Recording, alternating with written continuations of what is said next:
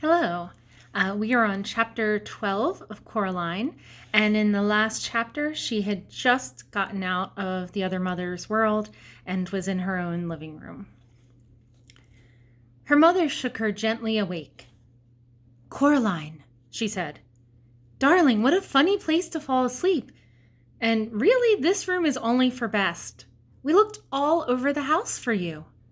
Coraline stretched and blinked. "I'm sorry," she said. I guess I fell asleep." "I can see that," said her mother. "Wherever did the cat come from? He was waiting by the front door when I came in. He shot out like a bullet as I opened it." "Probably had things to do," said Coraline, and then she hugged her mother so tightly that her arms began to ache. Her mother hugged Coraline back. "Dinner in 15 minutes," said her mother. "Don't forget to wash your hands. And just look at those pajama bottoms. What did you do to your poor knee?" "I tripped," said Coraline.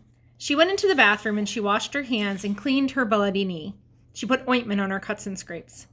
She went into her bedroom, her real bedroom. This is the picture from there. Her true bedroom. She pushed her hands into the pockets of her dressing gown and she pulled out 3 marbles, a stone with a hole in it, the black key, and an empty snow globe. She shook the snow globe and watched the glittery snow swirl through the water to fill the empty world. She put it down and watched the snow fall, covering the place where the little couple had once stood. Coraline took a piece of string from her toy box, and she strung the black key on the string. Then she knotted the string and hung it around her neck. "There," she said. She put on some clothes and hid the key under her t-shirt. It was cold against her skin, and the stone went into her pocket. Coraline walked down the hallway to her father's study. He had his back to her, but she knew just on seeing him that his eyes, when he turned around, would be her father's kind gray eyes, and she crept over and kissed him on the back of his balding head. "Hello, Coraline," he said. Then he looked around and smiled at her. "What was that for?" "Nothing," said Coraline. "I just miss you sometimes, that's all." "Oh, good," he said. He put the computer to sleep, stood up, and then for no reason at all, he picked Coraline up, which he had not done for such a long time. Not since he had started pointing out to her she was much too old to be carried, and he carried her into the kitchen.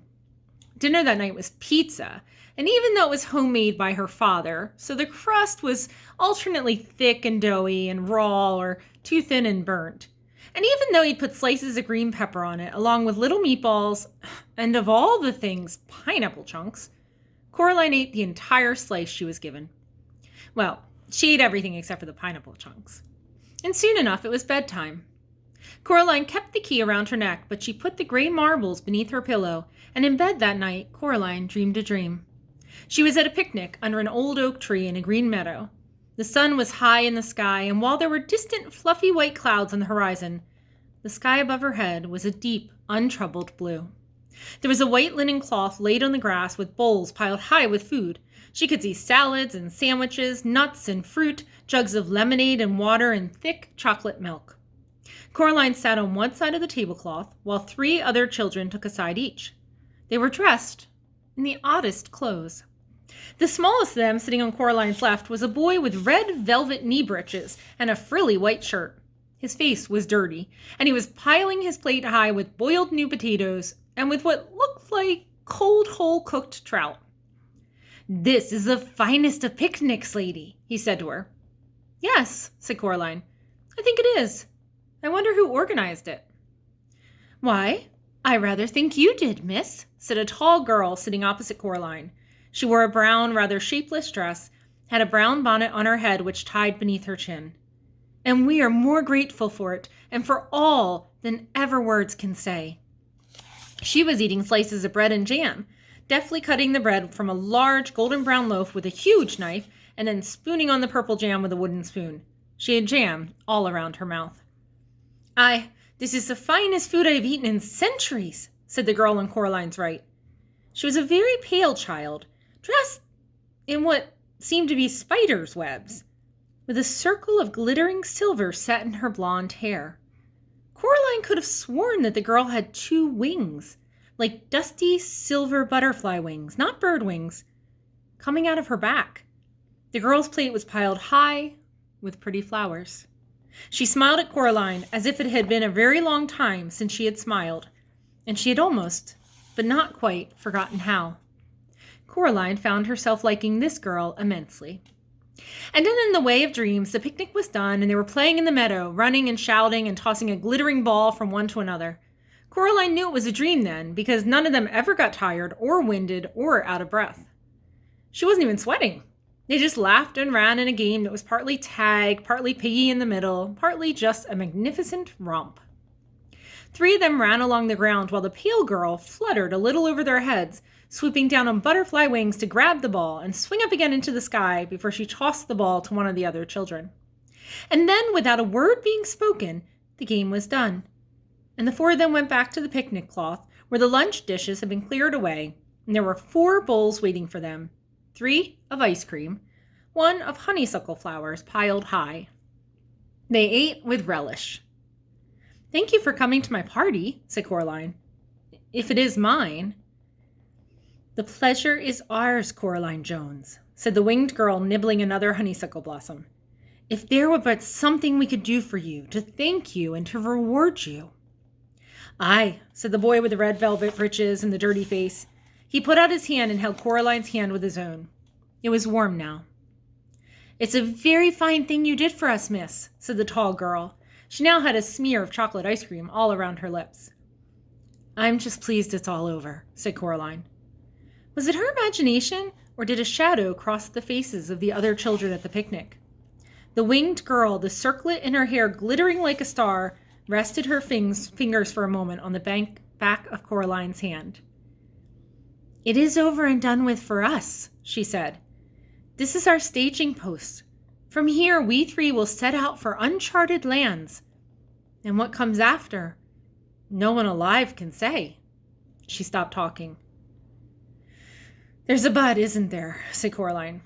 "I can feel it, like a rain cloud."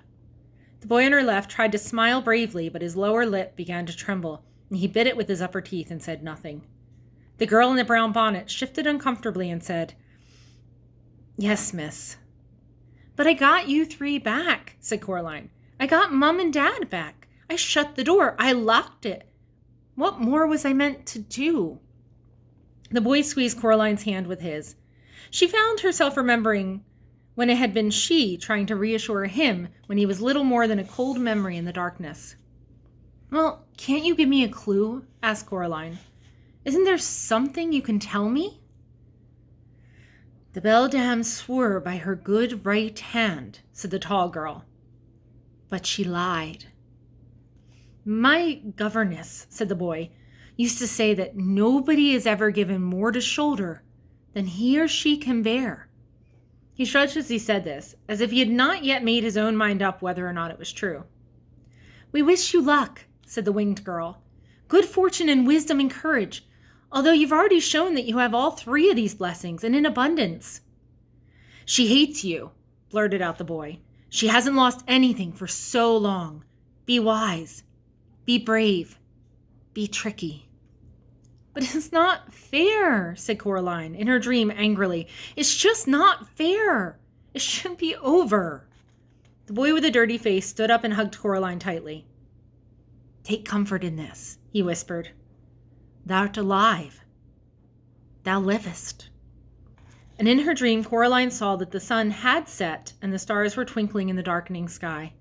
Coraline stood in the meadow, and she watched as the 3 children, 2 of them walking, 1 flying, went away from her across the grass, silver in the light of the huge moon. The 3 of them came to a small wooden bridge over a stream. They stopped there and turned and waved, and Coraline waved back. And what came after was darkness. Coraline woke in the early hours of the morning, convinced she had heard something moving, but unsure what it was. She waited. Something made a rustling noise outside her bedroom door. She wondered if it was a rat. The door rattled. Coraline clambered out of bed. "Go away," said Coraline sharply. "Go away or you'll be sorry." There was a pause, and then the whatever it was scuttled away down the hall. There was something odd and irregular about its footsteps, if they were footsteps. Coraline found herself wondering if it was perhaps a rat with an extra leg. It isn't over, is it? She said to herself. Then she opened the bedroom door. The gray pre-dawn light showed her the whole of the corridor completely deserted.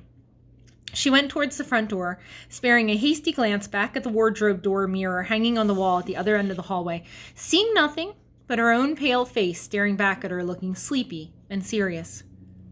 Gentle, reassuring snores came from her parents' room, but the door was closed. All the doors off the corridor were closed. Whatever the scuttling thing was, it had to be here somewhere. Coraline opened the front door and looked at the gray sky. She wondered how long it would be until the sun came up.